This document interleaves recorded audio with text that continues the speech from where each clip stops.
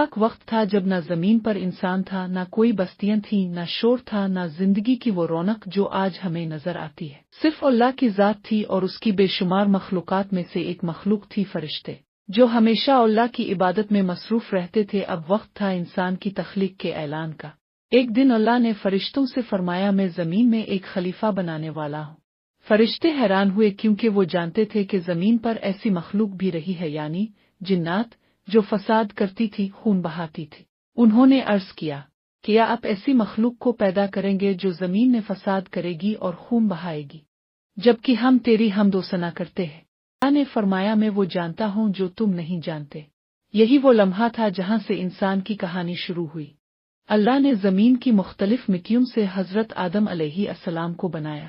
اس مٹی میں مختلف رنگ، خصوصیات اور مزاج شامل تھے، کبھی سخت، کبھی نرم، کبھی خشک، کبھی گیلی۔ پھر اللہ نے اپنے حکم